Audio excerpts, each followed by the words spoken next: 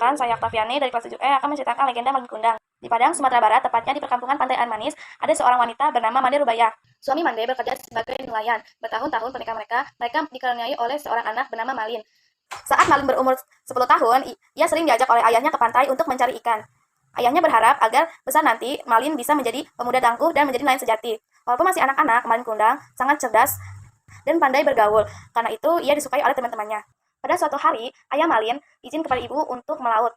Tidak seperti biasanya, ada perasaan haru di hati Mande.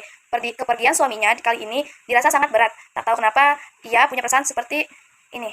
Mande Rubaya gelisah karena sudah berhari-hari suaminya tak kunjung pulang. Setiap malam dan pagi ia terus berdoa untuk kepulangan suaminya. Mande membesarkan anaknya dengan limpah kasih. Sebaliknya, Malin juga amat sayang kepada ibunya. Karena tak ketahuan berita suaminya lagi, maka Mande membanting tulang dengan menjual kue setiap hari ke kampung-kampung.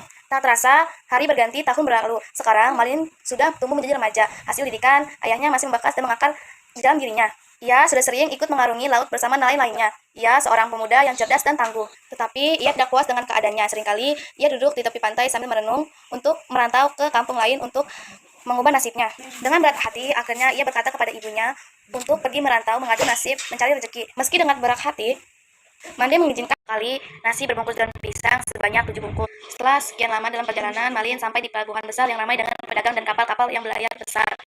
Dermaga pelabuhan nampak sebuah kapal besar yang hendak bersiap berlayar menuju negeri. Semula ia bekerja sebagai tukang pembersih di kapal. Karena rajin dan cerdas, ia disayang oleh sang nahkoda. Malin diajari tata cara mengemudikan kapal. Ketika sang nahkoda berusia lanjut, Malin diangkat sebagai penggantinya. Malin sangat pandai dan berbakat sebagai pedagang. Semakin hari, hartanya semakin berlimpah, status sosialnya semakin meningkat. Ia bukan lagi anak muda yang berasal dari desa, melainkan bangsawan muda yang kaya raya. Tak lama, ia menikah oleh putri saudagar kaya. Pesta pernikahan mereka dilaksanakan dengan penuh meriah. Malin sama sekali tak ingat lagi pada ibunya di kampung halaman. Sementara itu, hari-hari berlalu. Terasa lambat bagi Mande. Setiap pagi dan sore, Mande Rubaya memandang ke laut. Ia bertanya-tanya ke dalam hatinya, sampai di manakah anaknya kini. Pada suatu hari, dari kejauhan tampak sebuah kapal yang indah berlayar menuju pantai. Kapal itu sangat megah dan bertingkat-tingkat. Banyak orang mendekati kapal itu. Mande pun ikut berbondong-bondong oleh warga melihat kapal itu. Dengan susah payah, Mande ikut berdesakan melihat dan mendekati kapal. Jantungnya berdebar keras. Dia sangat yakin sekali bahwa lelaki muda itu adalah anak kesayangannya, yaitu Malin Kundang. Malin Kundang dan istrinya beserta awak kapal lainnya pergi meninggalkan kampung itu. Kapal terus bergerak melalui gunung terus menuju Malaka. Tiba-tiba cuaca yang tadinya cerah berubah total menjadi kelam, bahkan menjadi gelap. Tak berapa lama kemudian hujan turun dengan lebatnya disertai badai. Seluruh awak kapal dicekam ketakutan. Tanpa sadar ia berteriak memanggil ibunya. Istri Malin kaget.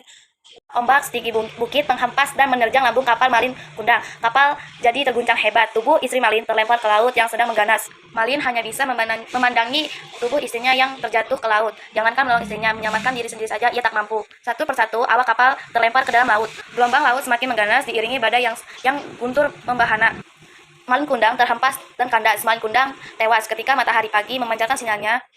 Badai telah reda di kaki bukit. Terlihat kepingan kapal yang telah menjadi batu. Itulah kapal Malin Kundang. Tak jauh dari tempat itu nampak sebongkah batu yang menyerupai manusia. Konon, itulah tubuh Malin Kundang, anak durhaka yang terkena kutuk ibunya menjadi batu. Sekian dari saya, terima kasih.